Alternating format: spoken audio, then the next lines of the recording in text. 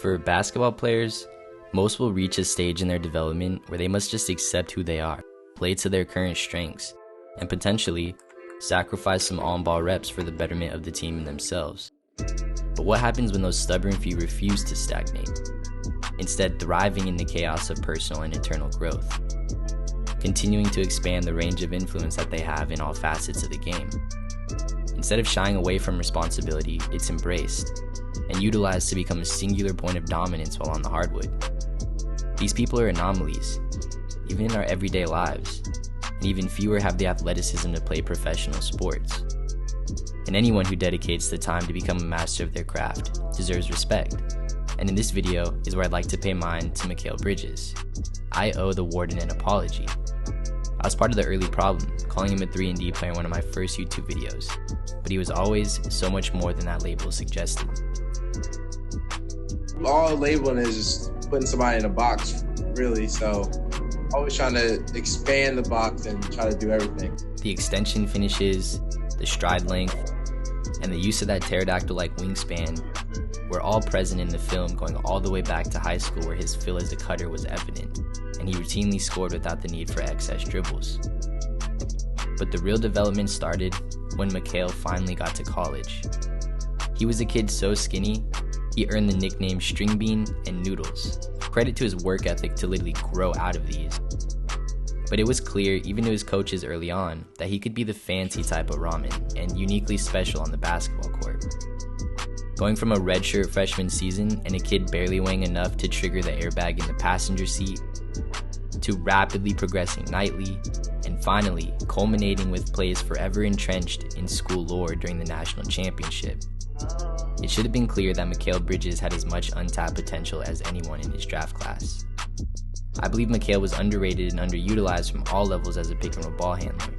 In his final year of college, he was running pick and rolls around 11% of the time and was in the 90th percentile nationwide.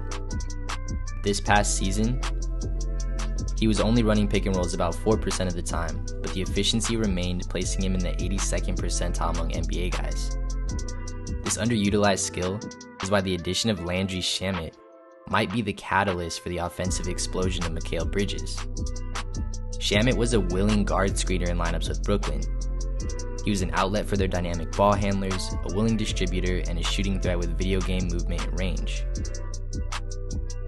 Shamet fills a sneaky role as a gravity shooter off DHOs, and Mikal's used that gravity to make plays like this. Since Durant has rejected the nickname, I say we officially crown Mikal as the new Slim Reaper. There are certain times where a contest is just impossible to execute against them, and Mikal has shown the same feather-like touch from mid-range as the Durantula. Both of them have the frame that suggests a lack of strength, but somehow those mile-long arms continue to defy physics with the speed and height of their release points. You might be able to see where I'm going with this, but before you call me crazy, hear me out. The Suns need to stop disrespecting Mikal as a scoring threat and deploy him like the long-limbed offensive dynamos that came before him. I truly feel like Mikal can replicate Durant's efficiency with only slightly less volume, and Basketball Reference and Per 36 numbers seem to agree with me as well.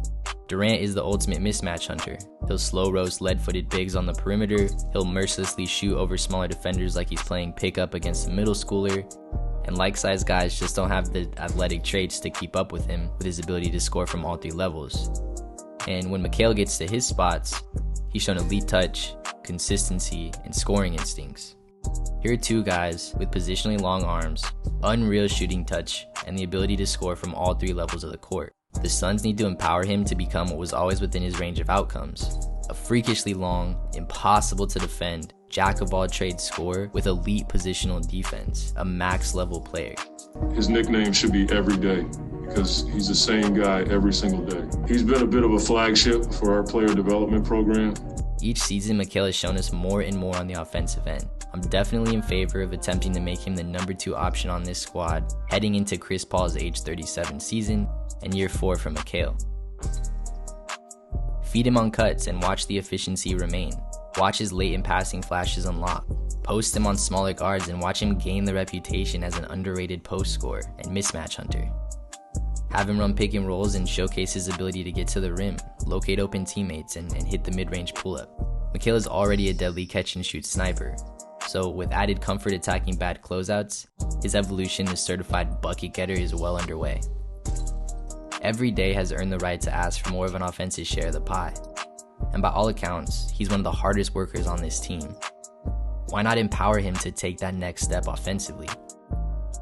Last season, Mikal saw an increase of 2.7 shot attempts per game. I'd love to see that same jump this season, putting him at over 10 shot attempts per game for the first time in his entire career and reaching 12 total on the season. It's only about 3 shots a quarter. That seems more than doable for the coaching staff and the newly minted Slim Reaper. Mikal is one of my favorite players to ever put on a Phoenix Suns jersey already. He's got a play style that is easy to appreciate, a work ethic that's shown through his steady improvement, going from part-time bench player to a starter in the finals in only 3 seasons. And to say that he's done growing as a player is foolish. And I sure as hell won't be the one to bet against him. So if you liked the video, make sure to share, subscribe, like it. Until next time, everyone, do rag out.